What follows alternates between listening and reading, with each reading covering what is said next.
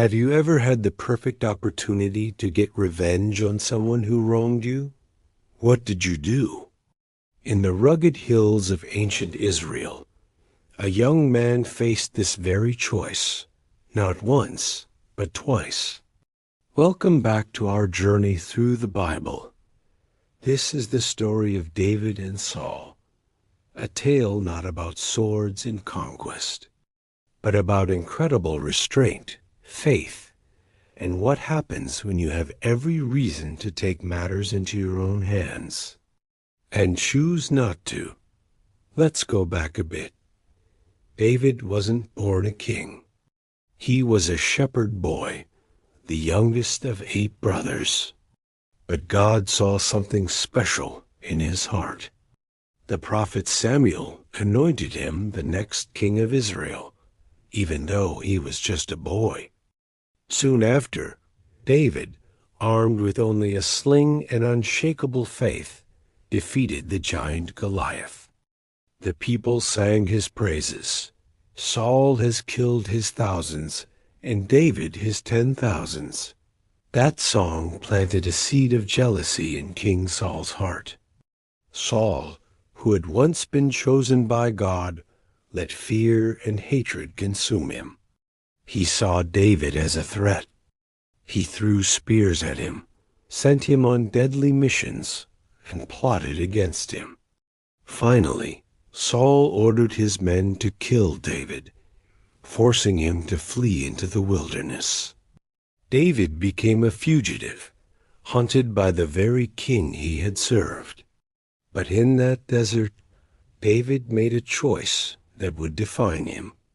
He would not harm Saul, because he believed Saul was the Lord's anointed, and it was God's job to remove him, not his.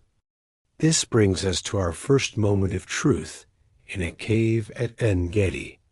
Saul and his 3,000 soldiers were hunting David. As David and his men hid in the darkness of a deep cave, Saul walked in alone to relieve himself. David's men urged him, "This is it. God has delivered your enemy into your hands." The king was vulnerable, unguarded. David crept forward, blade in hand. He could have ended the chase, the fear, everything. Instead, he just cut off a corner of Saul's robe. And even that small act troubled his conscience. After Saul left the cave, David stepped out and called to him, "My lord the king." He bowed low, holding up the piece of robe. "See," David said, "I could have killed you, but I didn't. I have not wronged you, but you are hunting me down. May the Lord judge between us." Hearing this, Saul broke down and wept. "You are more righteous than I. You have treated me well, while I have treated you badly." Saul went home, and David returned to his stronghold. But the story doesn't end there. Saul's jealousy returned, and he went after David again. This time, David and his nephew snuck into Saul's camp at night. Everyone was asleep. Saul lay there, his spear stuck in the ground beside him. Abishai whispered, "God has delivered him again. Let me strike him once."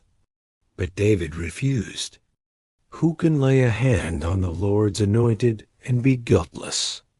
Instead, they just took the spear and a water jug and left. From a safe distance, David called out to Saul's commander, showing him the missing spear and jug.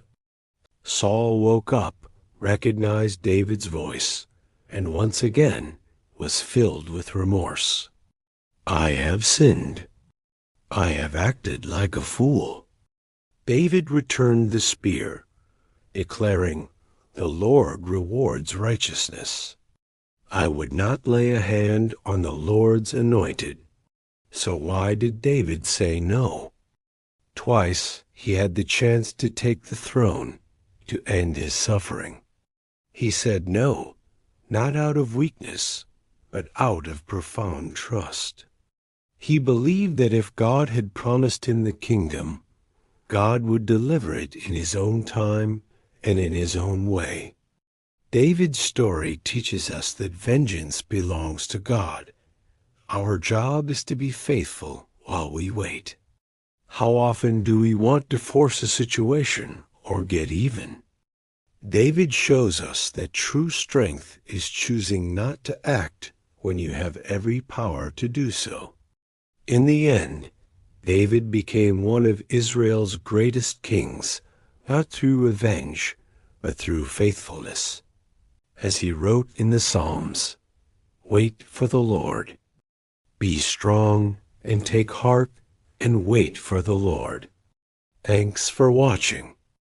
If this story resonated with you, please like, subscribe, and share it with someone who might need this message today.